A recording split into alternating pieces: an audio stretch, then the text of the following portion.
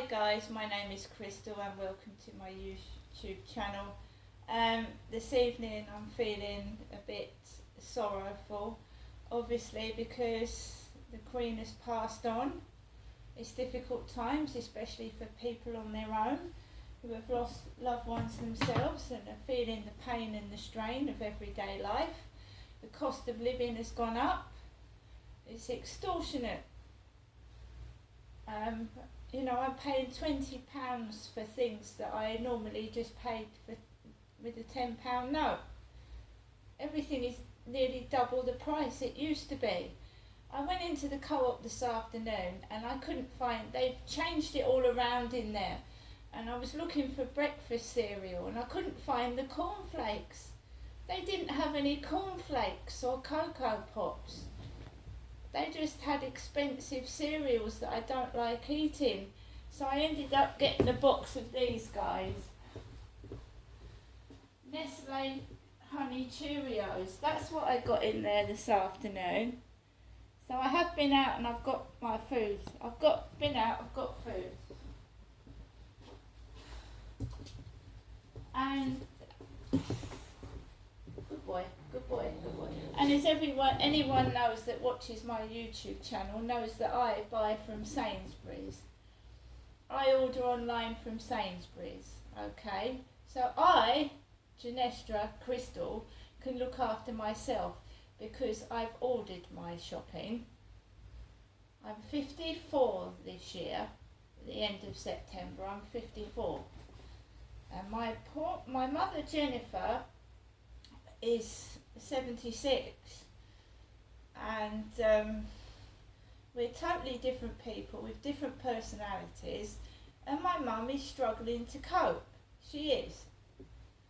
Right? I've offered to help her. I've offered to phone Southern Housing about her noisy bathroom, and I'm quite prepared to phone Southern Housing about her bee pest problem, wasps, hornets, whatever they are, because I did indeed find a sting on my foot this morning.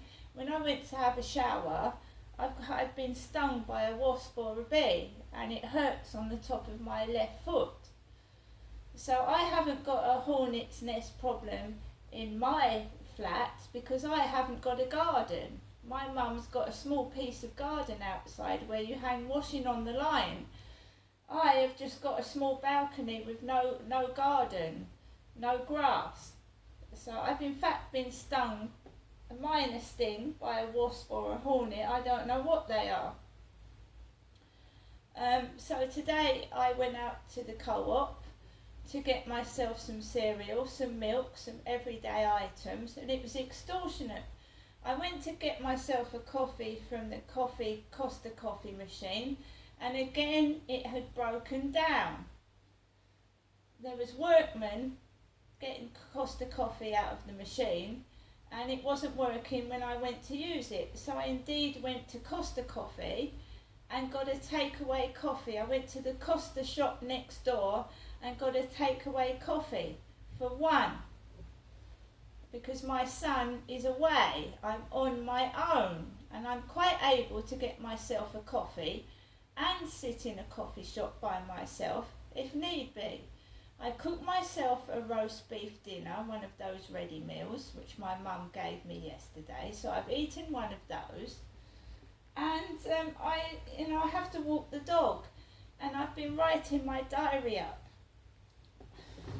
Sorry, Max. I've been writing my diary up for about two or 3 hours. I was writing my diary before I left this evening to take Max for a walk. So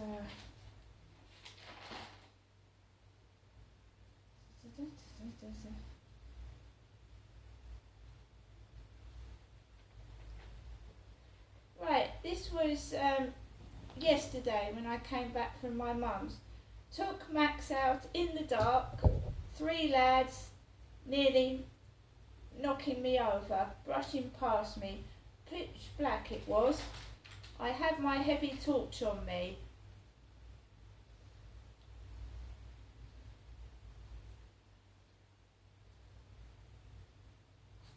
Today my son's away, my mum rang at 7:15, she's ringing early now each morning, and I'm by myself, and somebody frightened me last night by a WhatsApp message. They frightened the life out of me before I went to bed.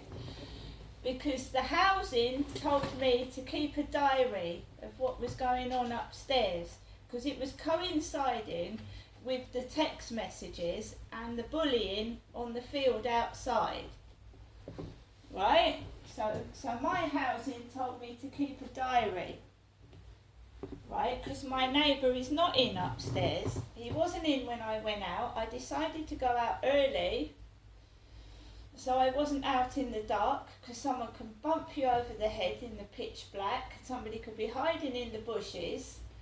And, you know, I've been getting really, really nasty messages.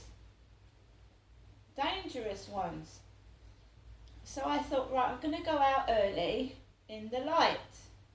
So at 6:30, I put on the news, and I was watching where the Queen's coffin was being transported, right? So I thought, if I go out now, I can come back and watch what's happening in Buckingham Palace outside. It's raining and they all had umbrellas. So I took Max out, and it was fairly quiet walking towards the field. There was one man on the field, and I walked past him. He had a dog. And then this guy, I've bumped into him before, I've actually had a word with him. He lets his big black dog off the lead, and it bounces over, and on one occasion it went into my leg. And I said to him, you need to watch what your dog is doing, because it hurt my leg. And he did apologise, but now he's doing it again. So he was right behind me, and his big black dog bounded off and just brushed past my leg. Big black dog.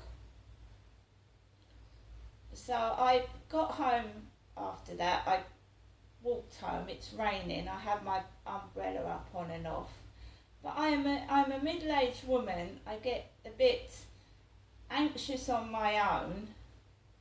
And it's difficult for a woman to go up to a man and say, excuse me, you know, your dog just nearly knocked me over. A woman shouldn't have to do that, especially when it's approaching darkness. So I left it. I didn't say anything to him this time, because it hadn't actually hit me in the leg. I could feel it brush past.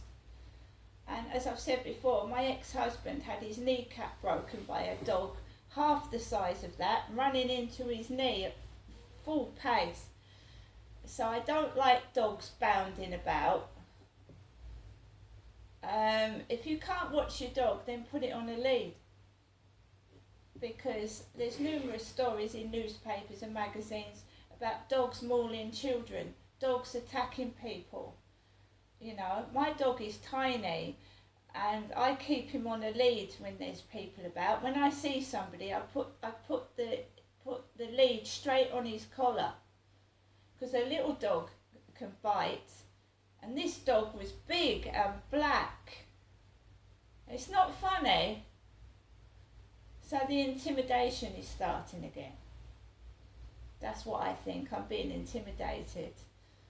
But I can't prove it. That's why the housing has told me to keep a diary of what's going on upstairs, what he's doing, what time he's doing it, and what is happening. Because my mum rang just now, and I didn't answer the phone, right? And she said, I hopefully speak to you tomorrow.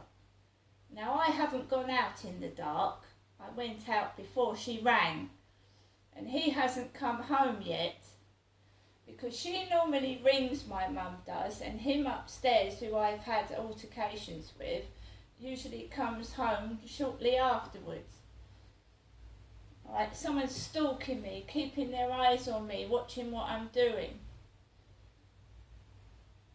So I'm indoors now. I'm going to put on about the Queen. There's no way I would actually attempt to go to London by myself after the the WhatsApp messages I've had that said this guy was actually in London. This WhatsApp message said this guy was in London and he'd meet me up there. So there's no way that I am going up to London by myself. However much I miss our Queen, I do. She's been my Queen all my life. I've never met the royal family, even though I've wanted to on several occasions. I've never been able to. I miss meeting Charles and Camilla at Clarence House. When my dad took me up there years ago, he didn't want to go in there. He didn't want to go into Clarence House, right? And my mum does not like the royal family. She doesn't. And everyone has a right to have their own opinion. There's many people that don't want to have anything to do with this, what's going on all over the TV. But my choice is to watch it and to listen to it and to learn from it. And, you know, everybody's entitled to their own opinion. And I have noticed that every time that I put on a royal funeral or a royal event, he and his kids make so much noise I can't hear it. And that is exactly what my dad used to do in the later years of his life. He would sulk and go to bed when there was a royal event. And I never knew why. Because the dad I knew when I was a little girl worshipped the Queen and made us stand up when the Queen's speech was being held. So I don't know what is and was going on. I'm oblivious to it. But I will watch the Queen's funeral, whether there's noise upstairs or not. And I'm going to get on and make myself a cup of coffee and try to carry on as normal in a very set of difficult circumstances. My son is not here, and it's the Queen's funeral on Monday. And I have got to keep myself well for my children. I've got to look after my mum, who's increasingly getting frail, and just sometimes, you know, I wonder whether she can look after herself. And I'm going to see you later. Bye.